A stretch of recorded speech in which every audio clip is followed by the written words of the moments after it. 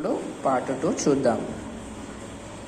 ఏనుగు బోవ జూచి ధనులెత్తు జుక్కలు గుక్కలు గూయ సాగుచో, దాని మనస్సు కోపడిన దందడి వాణిని వెంబడించునే.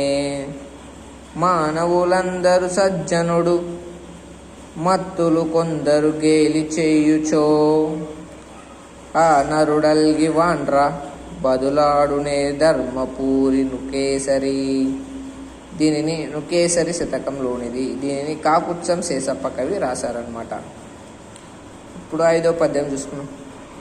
తన మది కపటము గలిగిన తన వలనే కపటముండుదగా జీవులకు, తన మది కపటము విడిచిన తనకెవ్వడు కపటి లేడు ధరలో వేమ.